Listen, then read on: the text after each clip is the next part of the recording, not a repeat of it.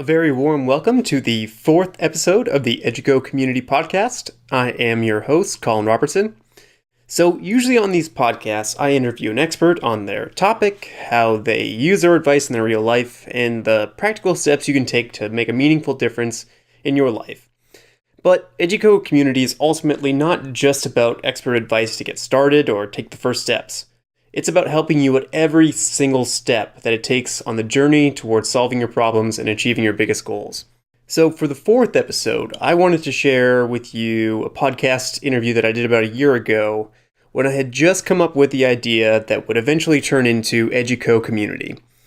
The podcast is with Rajiv, Nathan, and Martin McGovern, the co-founders of Idea Lemon, an organization dedicated towards helping people make their ideas a reality. We talked about how to find meaning in work, finding the right metrics of success, and I shared with them for the first time the idea that I had for a company called Reverberation, but would eventually become Educo Community as it is today. Thanks to their help and to the help of the experts that you've heard from so far, and countless other people in my life since then, Educo Community has gone from an idea into a reality. And I wanted to share with you one of the first steps that it took to get there. So, without further ado, here is my conversation with Rajiv and Martin. Welcome to the party. Let's get it on. Grab somebody to dance up on. 'Cause we gon' party all night long. We gonna do it till we get right. Ladies and gentlemen, hello and welcome to Idea Lemon's Discover Your Inner Awesome podcast. My name is Rajiv Nathan, aka the Raj Nation. I am the Idea Lemon co-founder and your show's co-host. I'm alongside my co-founder and co-host, Martin McGovern, aka Marty McFly. This is Discover Your Inner Awesome, the only show where you get to eavesdrop on conversations with entrepreneurs, artists, and musicians about the stories, the journeys, the struggles, but most importantly, the questions that help us all better understand who we are, what we're doing, and how we can do it better. In this episode, we sit down with Colin Robertson, the founder of Willpower.co, and talk about something that's been on all of our minds recently as we think about the future of our businesses and what we enjoy doing, and that is asking the question, how do you balance business with pleasure? Before we dive in, I want to send an invitation. If you're not a member already, head on over to idealemon.com, join our dope tribe there. All you got to do is enter your email address. It's totally free. You will never miss an episode of this show, as well as be in touch with all the cool stories we share around building your brand, doing what's right for you, and answering questions like this. All right, let's dive in now to our conversation with Colin Robertson. How do you balance business with pleasure? Let's listen in. It's on my mind because I really love writing. I love getting my creative self out, and doing that every single morning was part of the reasons why I started writing content online. And then I started to get a little bit too into the business side. I started worrying a bit too much about what the metrics were, rather than allowing the reason why I got into blogging in the first place, and the reason my customers are coming to me or readers are coming to me and reading my content. That started getting out of flux. So it was a matter of, well, I guess where did you start with in terms of the content, and then how did it start to get jumbled up? Sure. So I started writing 1,000 words per day, and that's really what helped me build up an audience. And it started getting jumbled up when I probably would say at the end of 2015. I started writing in October of 2014, creating content more and more and more and more. And then I got too obsessed about customers, because at that point I was making more money and I wanted to see how can I go to the next level with this thing. And that's when I focused on the business side more than the content side. What was the turning point that you realized, okay, this isn't going the direction I want it to go? Like, I was would there a say, particular moment? yeah, it was when I released my book and I learned what like the self-publishing world was really like. I figured like you release your book and then things are all going to happen, and everything happened great at first, like when I first launched it. But then after that, there was a big lull that I wasn't expecting. And then after that was when I started to question, like, okay, how can I make this all work? Well, I will say that I think with anything there, and I think we've learned this too, there is no, it's just all going to happen. Yeah, I know. And I think it's Definitely. that's a bubble that I think everyone lives in for a while, that gets burst, and like until the point when you realize, oh shit, you still have to make shit happen. It's not just gonna happen on its own. Because like I think it's interesting that a few months ago we were featured in the Huffington Post, and kind of like within that same string of being featured in the Huffington Post, we hit our point of like, our sales aren't great and we got to make some changes to and make this a side business again. But you kind of like go into it, and I know I could tell you like with certainty, like if this was a year ago or 2 years ago and we were featured in Huffington Post, I would have been like to the moon and just been like, yes, it's all falling into place. But then like this time I was almost like prepared for it, because we had some media coverage otherwise, over the last year. And it was like, it happened. We were like, cool, got to put our heads down and keep working. But I know like only because we were like prepared for it, because we had been featured in like Chicago Ideas Week and other blogs and, pretty significant publications, I'd say otherwise, before, to where I thought when those happened, I'd be like, oh man, customers are just going to start flooding towards us. But that just doesn't happen. Sure. Yeah. I mean, those like points where you take off, that two of those happened to me. First one was about 6 months in. I wrote a article that went viral. It got like, I don't know, 100,000 visitors within like a month with just that article. And that was the first real like jumping off point. And then I'm like, okay, if that's going to go viral, then this other one is going to go viral, and this is going to become the next best thing on the internet, right? But then of course it wasn't, and it went into another lull for a long time, until I did a Kickstarter campaign to launch my book, and raised a whole bunch of money through pre-orders for that. And that was the next inflection point, and I thought that was going to be the jumping off point. But I've come to understand that it's a lot of feast and famine in the content publishing game. It's really interesting, and I wonder, because this world of online entrepreneurship, a lot of it is about PR and seeking PR. And one of the things that we learned is the big chasm between PR and sales.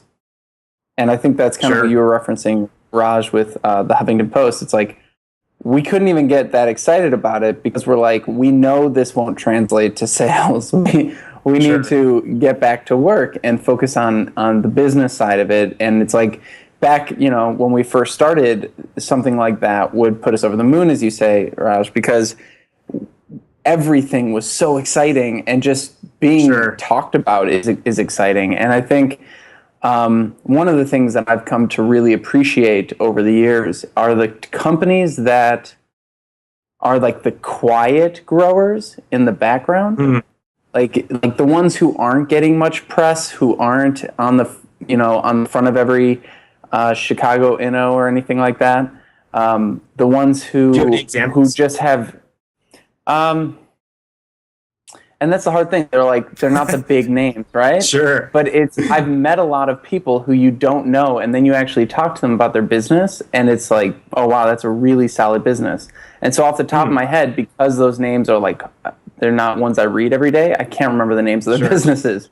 But those people have really... Okay, I've got one. What was it? Oh, shoot. People Foundry. Like, People Foundry isn't making a huge splash in the news, but they are growing, from what I can tell, year over year quite a bit, because everything that they get is word of mouth from customers.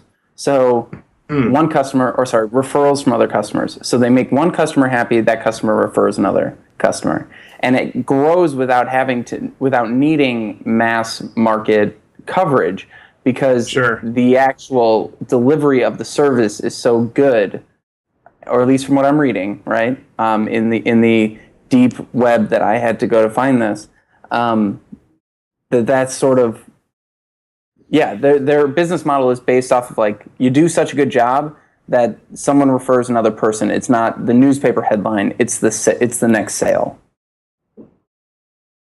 Sure. That is definitely something I remember from being in the Chicago startup community, which was like 4 years ago.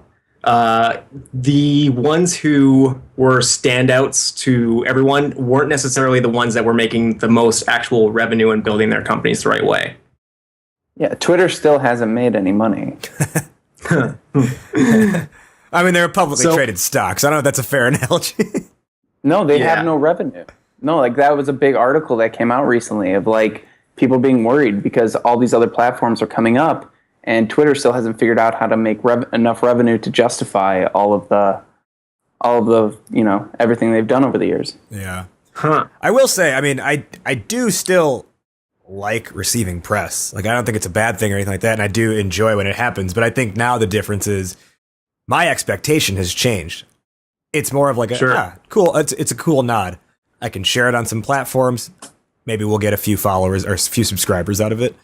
But so what did you guys get from that press? So from business perspective, more than just like vanity, what did you get from it?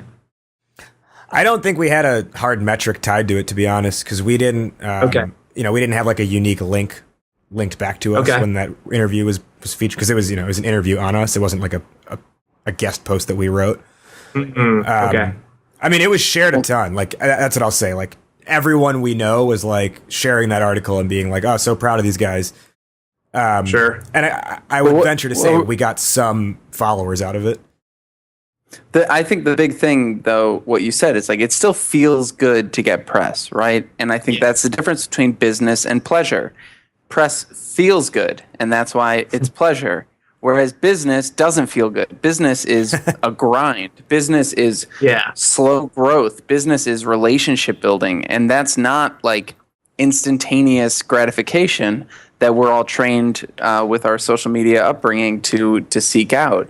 And I think that there's a big difference, and that's in my mind what separates the business and the pleasure. The pleasure is all that fun stuff that comes when your business is doing well.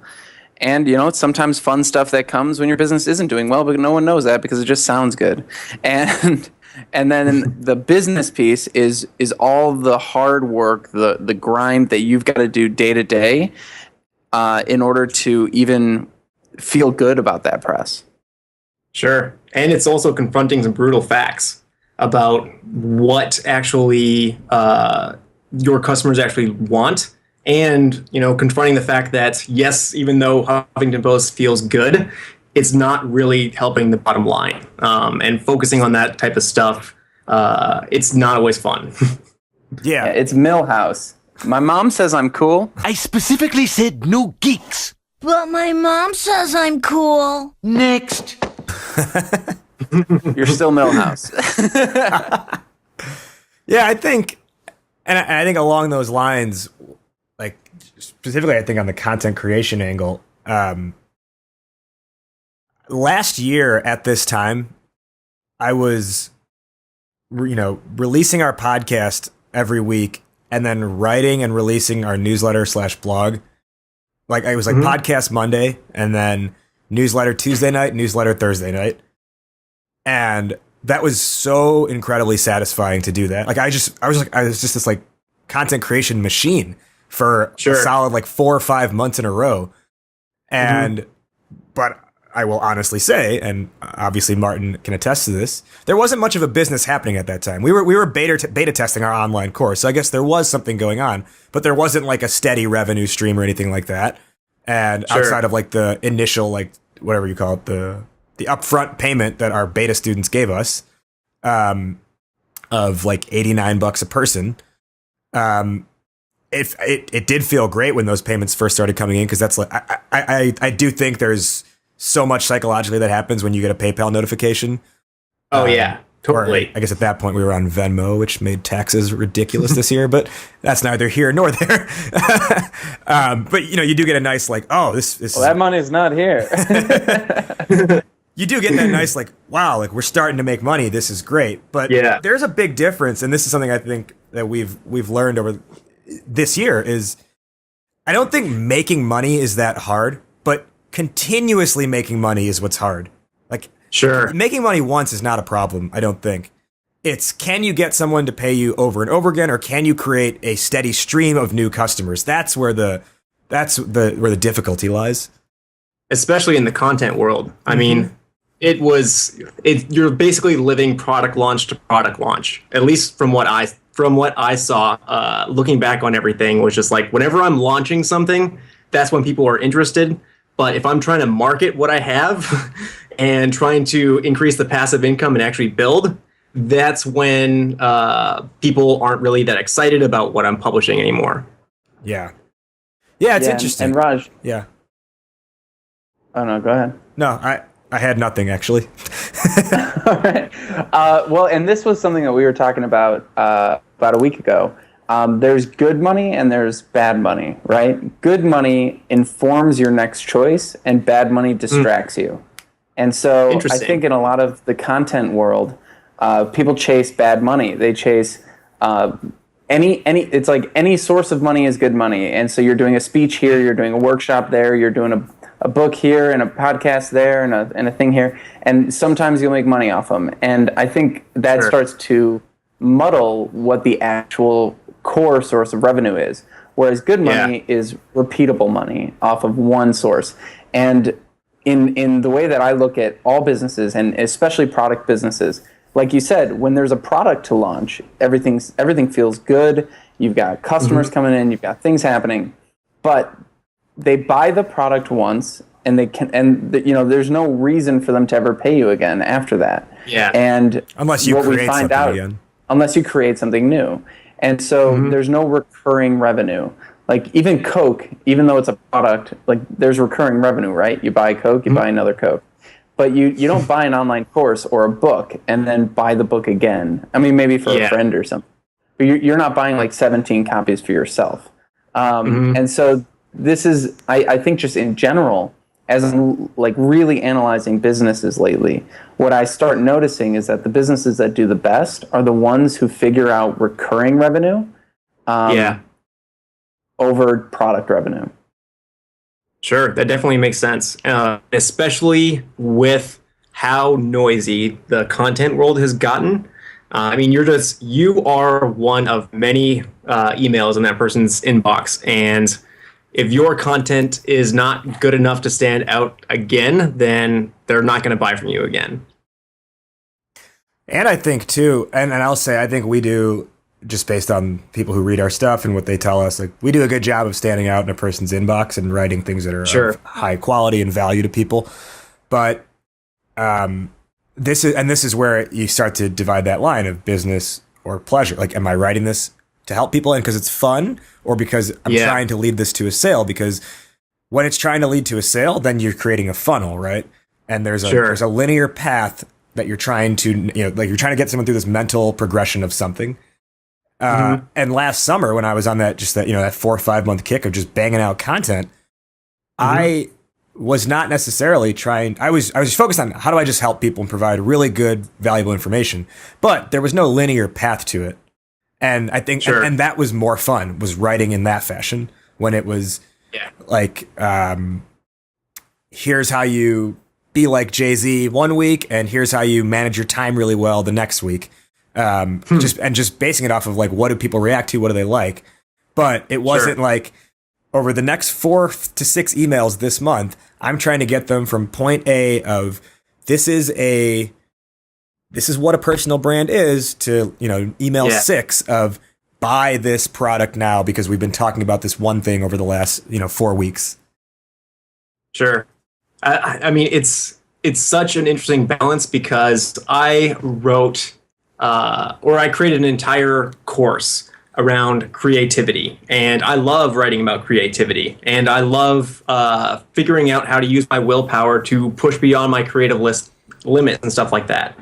and I published it to crickets. And the reason why is because nobody comes to my site thinking about creativity. They think about exercise and they think about being more productive and stuff like that. They didn't associate the two, even though I did.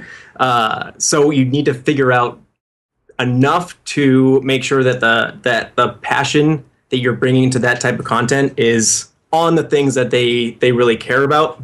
But but you can't spend too much time focusing on that. It's just such a delicate balance. And the flip side for us is, since we spent so long, because like we didn't start Idea Lemon 4 years ago with the intention of starting an online business or having a course or anything like that. You know, it was a interesting side project that we started to connect people and give ourselves a way to meet people and do interesting things, right? So our audience has been hodgepodged from so many different types of things over the years that interesting. We've had to like clarify, like, this is what we are. Sure. It wasn't like naturally like willpowered. Everyone is coming to Willpower to improve their willpower. And you said, they are not coming there to learn about creativity necessarily. For us, people have come to us about personal branding. People have come to us about how to launch a side business or side project. People have come to us about to us about how to make new friends. Yeah. You know, like, so we've been like the hodgepodge of everything with our audience, which then that made it a difficult sales process when we did our first few launches of our course, because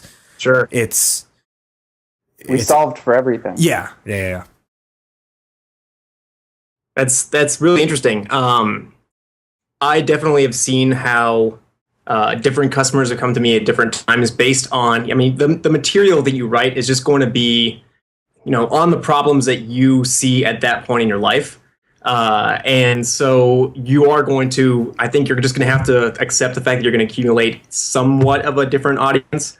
As I move on from Willpowered, I'm moving on to a new startup, and now it's going to be a lot, like, it's going to be much more of just my personal blog and how I use that to help me in the new venture.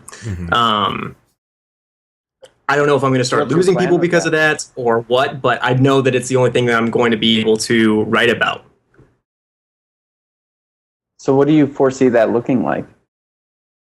Or are you just as far as my personal blog? Yeah. I mean, you guys know it. It's you write about the things that are going on, and I'm not sure exactly how I'm going to be using my willpower down the road, but I know for a fact that I will be, and I'll want to write about it.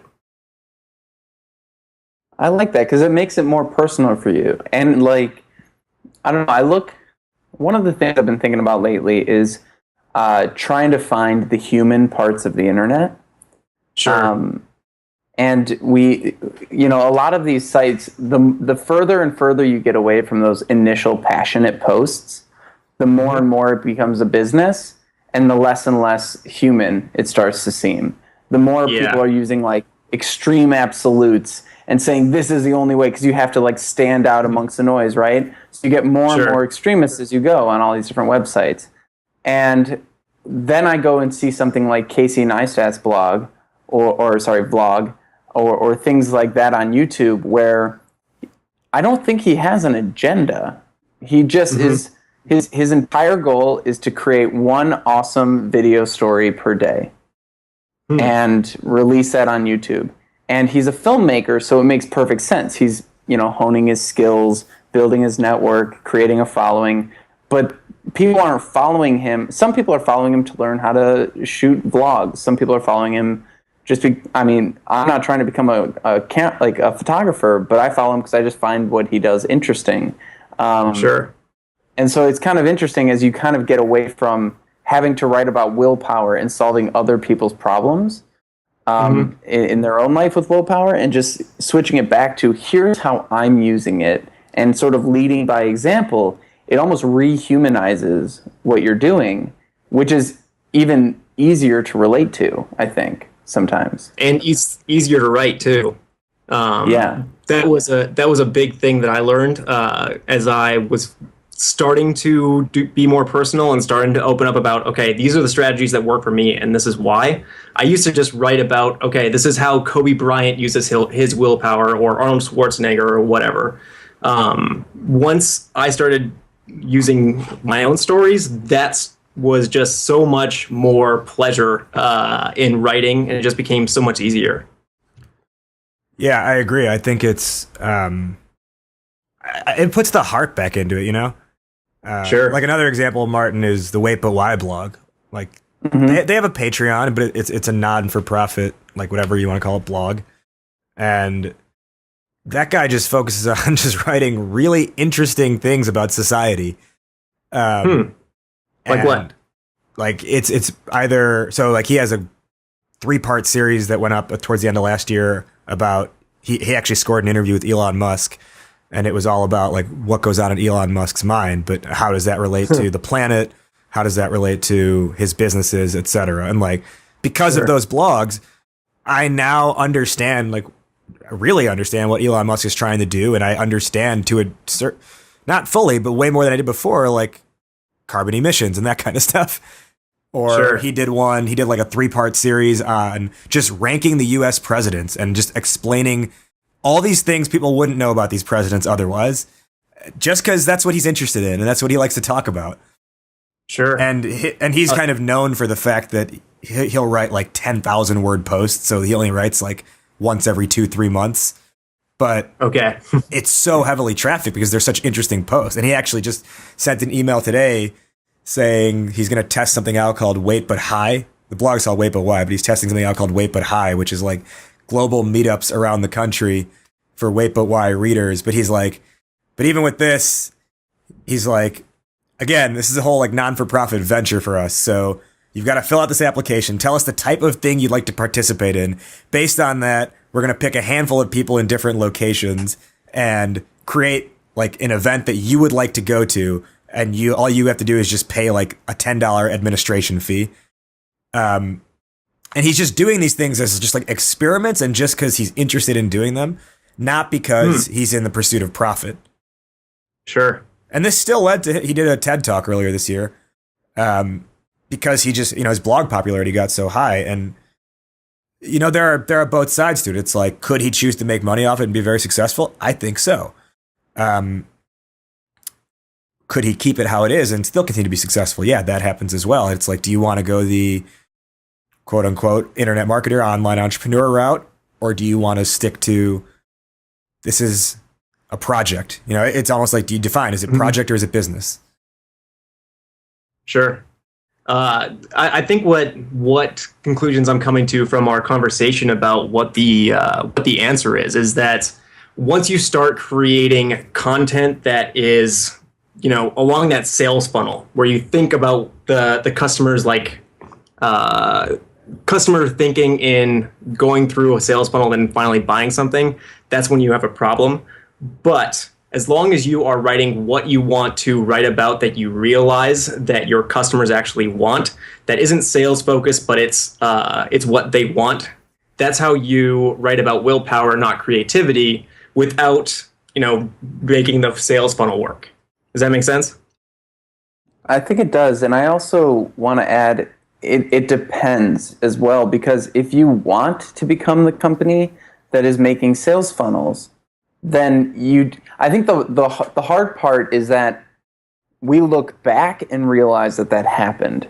But I think if it was more of a stake in the ground at the time of saying, like, putting the stake in the ground, this is now transitioning from fun to business. And everything moving forward is focused on the business, and we're making this a real business. It takes away the chasm that forms once you split directions. And so you still have that, I want this to be something from my heart, something for fun, and you still have that in you. You never told that to be quiet, but then you just added the layer of business on top of it without reconciling. And I think if you keep moving forward in that way, that's where the tension starts happening. And one day you're doing a passionate post, the next day you're doing a business post, and it gets very confusing. But I think if there's a line drawn of like, or from the beginning you're like, this is only passion, or from the beginning this is only business, I think that there are ways to kind of approach it? Like Wait But Why always was saying we're going to be a nonprofit for fun, kind of a thing. And on top of that, it's well, and this is something I think we've talked about on a couple previous episodes, Martin, but it's starting to figure out, because in the process of building the business side of it, we figured out a lot of things that we do enjoy, even within that. But then it's almost like there are elements to the business that you can really enjoy, but that doesn't necessarily make it a strong overall business. And like I think our big example is the first 83 days this year. We worked 83 straight days developing the alpha version of our course. Okay. And it was like tense. It was stressful, but it was also awesome at the same time. Like we knew every single day when we were coming in exactly what we were doing. We had this like process down that we like had fine tuned over the course of building it over 10 weeks or whatever it was. And we really enjoyed that process of creating the material. And I think, and almost probably because we started to treat it as we looked at it as like we're creating a TV show episode each week. Like we'd have like the outline, we'd have like I'd go write the script, we'd have a quote unquote table reading, we called it, then we'd revise the script, then we'd record. And this all happened over a 7-day period. And we really enjoyed that. And in that hustle of doing that, we had very little time to dedicate to sales. So every sale that came in was like, yes, because it's something we weren't focused on and it was still happening. Yeah. Then the creation ends and it's like, all right, now it's the only focus is sales. And we started to lose some of that drive and that focus and that almost that passion to a sense. Sure. And I still think, that there are ways to make it work, and there are, if you've got something out a little bit longer. But sorry, let me just finish the thought. At success? How do you guys look at success in all of the things that we like? We've all created lots of different things over the years. How do you gauge the success of those different things? There's like the short term, the long term. We're talking about the transitions that we're going through today. So clearly we've put a line in the sand and are figuring out the next phase of things. But I'm curious, along the way, what were the milestones or what were the things that you were counting as success or not success? That's a really good question. Focusing on like living off of my blog, a lot of the success was simply creating great things that people want to buy. And in the process of doing that, I was creating the things that I was really, really passionate about and everything like that. But success to me was always, number of subscribers, how do they feel about like my latest article or my book or my course? Is it working for them? And are they actually willing to pay for these things? Those were all the metrics of success on my end. Yeah, and for me, I think there's a handful of things. Like I find success when we get a bunch of responses to a newsletter I put out where people are like, I love this. Here are my thoughts on it, because I'm like, okay, we've engaged with them. But I also find success in like, again, if it's nice to get those PayPal notifications, right? Like, I like that we did create a product that we proved we could sell. Many people never get to that point, and I think there's success there as well. And even more than that, I find a great deal of pride and joy when one of our students posts in our community, in our Facebook group, like, just launched my project yesterday. Here it is. I feel so pumped about this. I couldn't have gotten here without this course. And like that's what I do. Like I'll do like a fist bump at my computer when I read those kinds of things. Because it's like, we help someone get to that next level they were looking to get to. But one of the things I've been thinking about over the last couple of days is actually this concept. It was brought up. I don't know if you listen to the Unmistakable Creative podcast, Colin. I'm not really a podcast person. All right. Well, then get off of our show. I mostly listen to audiobooks. Yeah, no, all good. So The Unmistakable Creative podcast, Srini, the host of that show, he had a guest on probably like a month and a half ago, or maybe 2 months ago, Okay. who was talking about, I think Srini had posed the question around like, does everyone need to do something they're passionate about? And the guest, what she said, she was like, honestly, I think it's less about passion and more about doing something that makes you useful. And that has been swirling around in my mind a lot the last several days, because when we were, that 80-something straight day run when we were creating the course, we were passionate about it, but we also felt very useful. Sure. When you're in sales mode and sales aren't coming in as you project and expect, you start to feel less useful and perhaps to the point of uselessness. And it's almost like that's something that I'm starting to look at as like, is that what success might be? Is the fact that you feel like you're useful to something? I mean, I think that's a great point. Do you guys know who Jim Collins is? Yeah. A while ago, I'm just a huge Jim Collins fan. And he said that the problem in life is that most people are focused on being successful rather than being useful. And this is a great reminder of that as I move on to the next stage. And I think that was the problem, is that when I was focusing on success and not being useful, that's when things started to unravel. Martin, what's your take on success? I mean, I like that point because I remember having conversations where we would say, all right, so here's all the things that we do for people for free right now. What things do we need to monetize in order for this to continue running, right? And it was like, well, we should probably not do so many meetups because no one pays for meetups and you can't really make money off events. So let's cut back on that and focus, because it's all about focusing your energy. There's only so many hours a day, right? And so we ended up being less useful in certain people's lives because those were areas that couldn't make money. And when you're trying to build a business, you need to focus on revenue. And so if you're trying to build a passionate community, regardless of how much money you make off of it, then you can go do all the free meetups you want. You can charge $10 for weight but high administration costs and not worry about the overhead. But I think one of the big things is if you do take a step back and ask, how can I be useful? You can actually find far more lucrative ways to be truly useful with those skills, because sometimes there's a job that will pay you to put on events that will make people's lives better or something like that, right? And sometimes we get so myopic in thinking I need to do, well, especially in the businesses that we were in, like I need to create another online course, I need to create another blog post, I need to create another thing, versus, well, what is the way that someone can make a living off of this, off of solving this problem, right? Sure. And one of the big things that I keep my ears open for with everyone I talk to recently is, what is a problem that this person has either personally or professionally that I can help solve? And I haven't always, I've always known that's a good way to approach, networking or coffee meetups or things like that. But it hasn't always clicked because I never knew, in the back of my head, I thought, well, I can't be useful if someone needs a babysitter or something, right?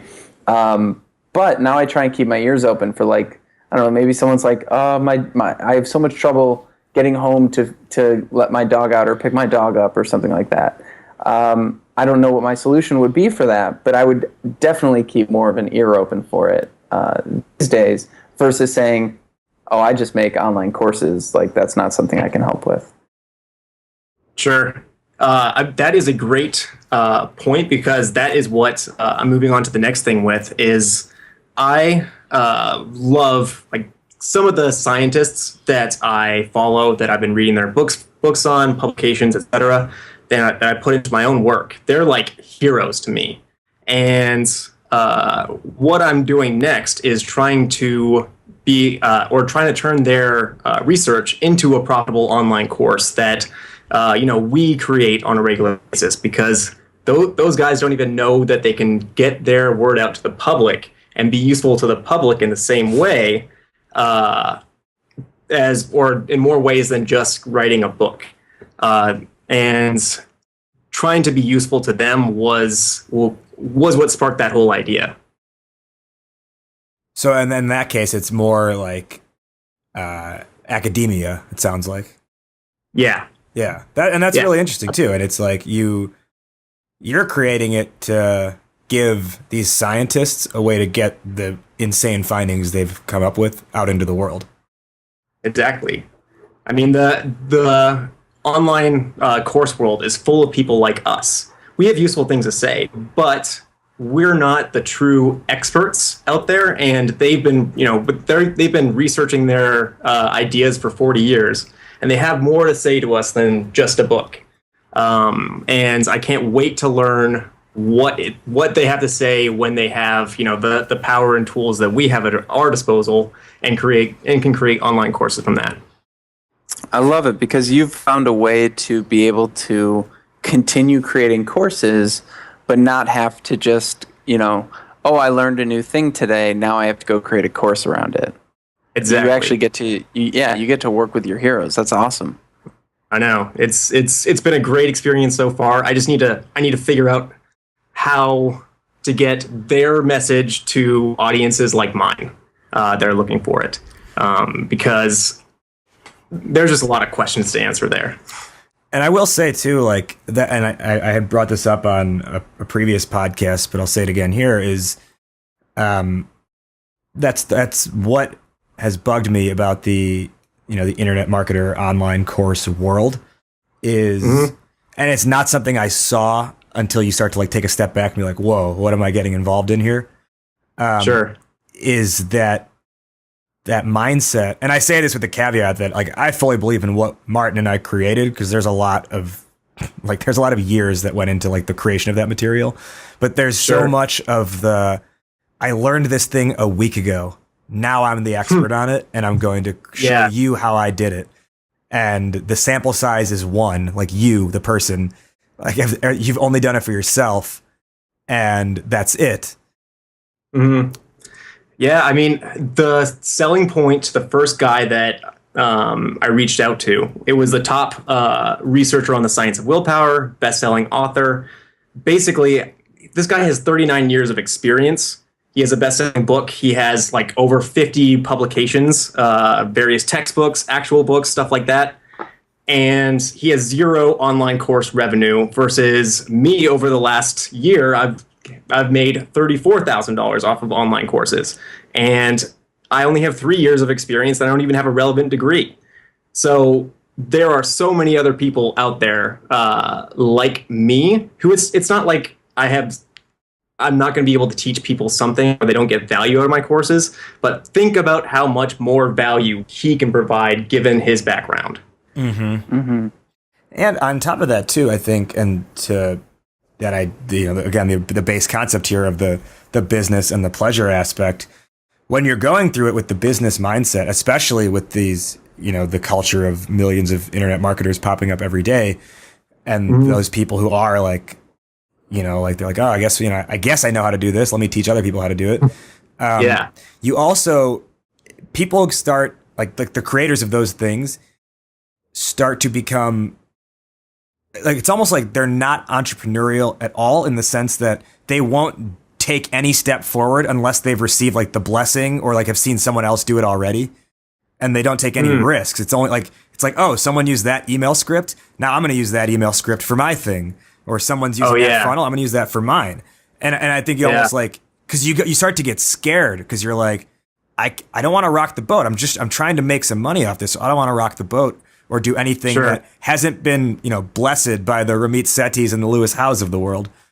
And kind of our transition, like, over the last month or whatever, like we've released rap videos where I explain things by rapping them. And that's something that if we were still in our full profit mode, I don't think we would have done, because we would have been like, is that like, that seems risky. Is that something that's going to help us with sales? Sure. But when it's, let's create interesting things that people want to see and that are helpful to people, and it was like, we had people send us questions that they had on their mind. And we're like, all right, let's just make interesting ways to respond. Raps. Awesome. Sure.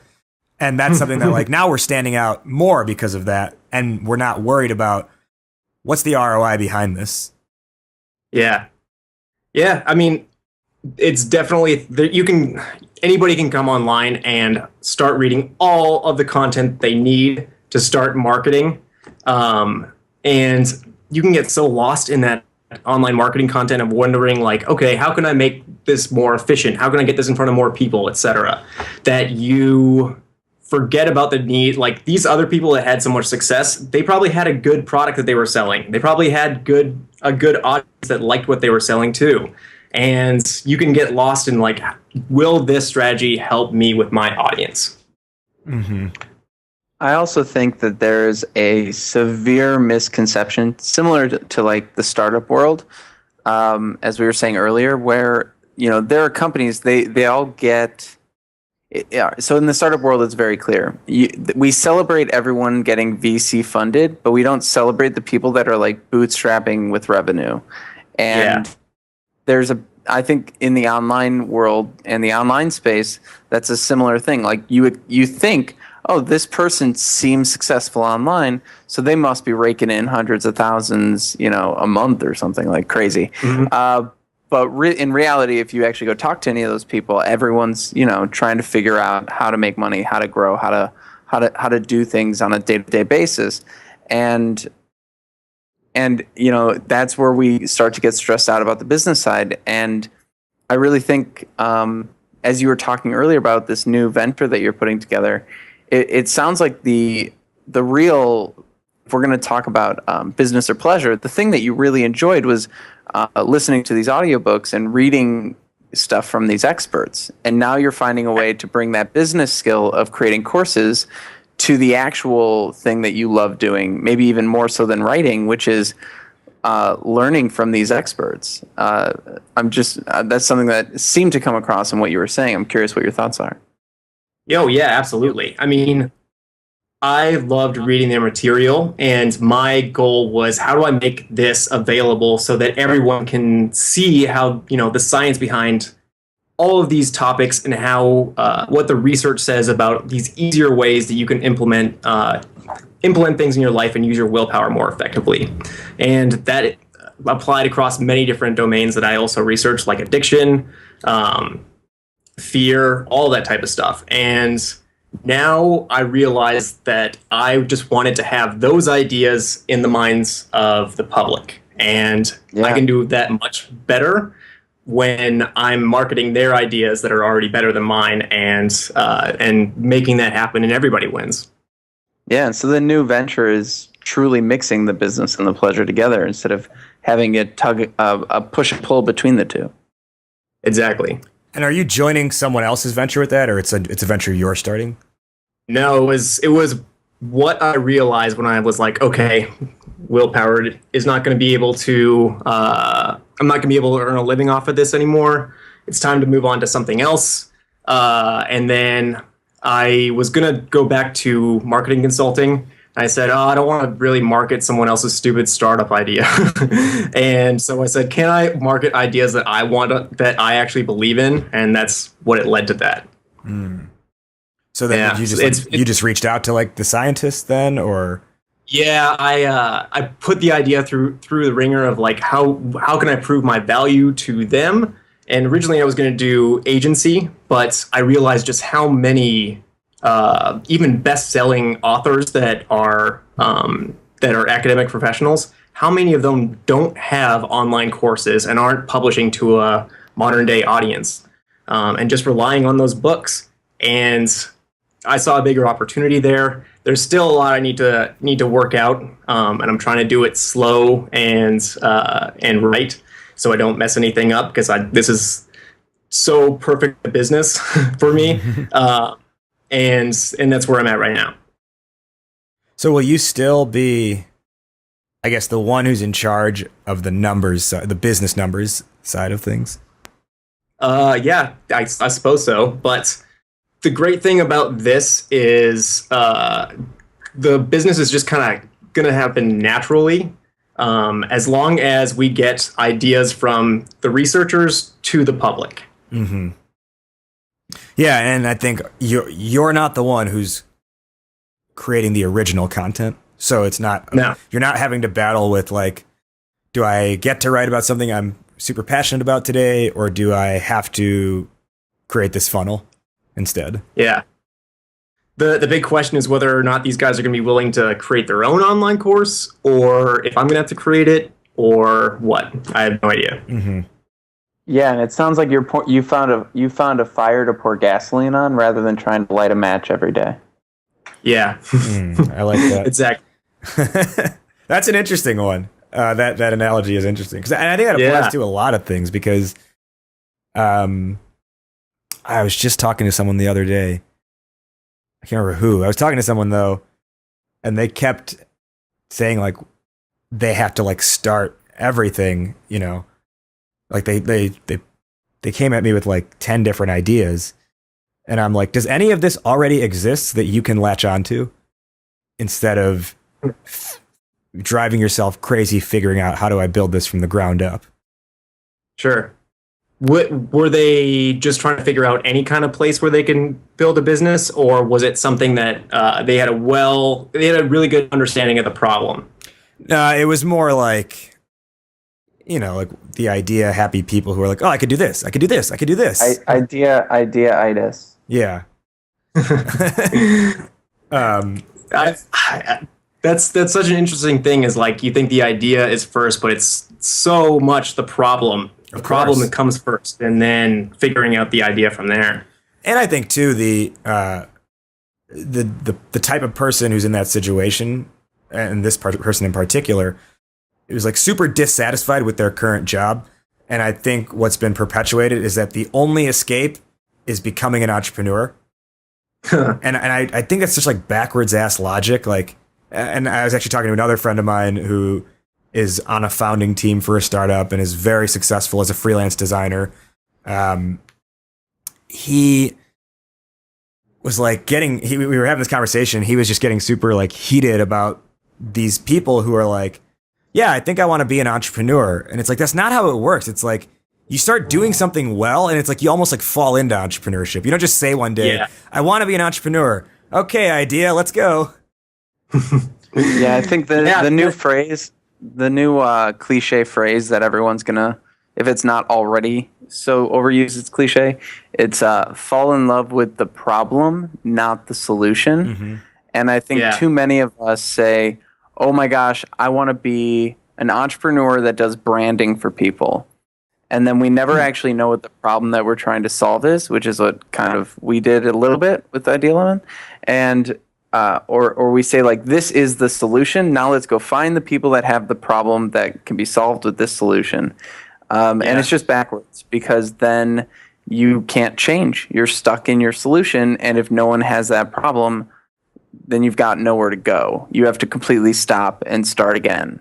But if you pick a problem that you want to solve, you can say, hey, people need help getting more done in their life. These experts are already solving it. I can get behind these experts and really get their message out there. And like, there's 1,000 different ways to do that. And they're using books right now, but a better way to do it. So like, you already found like, these experts need to get their information out to the world. That's the problem. There's a barrier between their minds and the world. Books are the current solution. You're saying that's the problem. Books are trying to solve it. They're not doing a good enough job. Here's my way of doing it. And if that doesn't work, you find another. And if that doesn't work, you find another, and things like that. Mm-hmm. And if I were to come from the outside, and someone told me, oh, I help, or I want to create online courses for professors, you would just think like, that's already solved. There's Coursera and all that other kind of stuff. So if you went with a solution and you didn't really understand the problem first, you would think there's no business here. But you have to realize that isn't the issue. Totally. Yeah. All right. We've got to wrap up. Colin, before we do, let our listeners know, I mean, you've talked about it a good amount already, but maybe just give like a short summary of what's next for you and where they can find you. Sure. So you can still find me at my blog at willpowered.co. This next venture that I'm working on, hopefully by the time you listen to it, I've got the idea all figured out, but I doubt it, is reverberation.co. You love those .cos. Yeah, it was originally going to be the agency thing. And I was like, oh, well, I'll just do that or that, and that'll just be like my thing. So I'm going to see whether or not I should move on to something else, but that's what it is for right now. All right. Get coco.co. Okay. All right. So then to wrap up, we'll go one by one, giving our respective responses to this question based on what we've discussed over the last hour. Starting with Martin. Martin, how do you balance business with pleasure? I'll just stick with the cliche. Find a problem that you think is really fun to solve, and then solve it in as many different ways as possible. See which one's the most lucrative, and make a business. My answer, how do you balance business with pleasure? I think it's two things. Number one, I think it's stating up front, is this something I am trying to profit off of or not? And I think if you have that line in the sand from the start, you will start to make decisions that are business-minded or pleasure-minded. And then number two, I want to come back to that idea of doing what makes you useful. Because I think if you do that, it doesn't have to be the fact that you are the one starting the business. Because you can feel and be very useful doing many other things where maybe someone else has started the business. And you'll probably find great pleasure in that as well, because you don't have to worry about, all the nuances and the numbers. Colin, Sure. How do you balance business with pleasure? So I'll go in a different direction than you guys, and I'll say find people that you really want to help, because that's where I went with this, and I'm really loving every minute of it so far. Awesome. Colin Robertson, willpower.co/reverberation.co. Thanks for joining us. Don't type that into the search bar though. That'll confuse the internet. Thanks for being on the show, Colin. Thanks for having me, guys. That was my interview with Raj and Martin, the founders of Idea Lemon.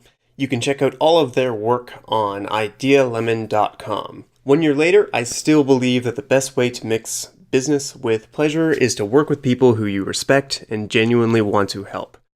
I count myself extremely lucky that I get to do that every day by collaborating with experts on building the programs for Educo Community. You can check out all of these programs at educocommunity.com and listen to my conversations with these experts by subscribing to the Educo Community podcast. That's it for now. I will see you all next week.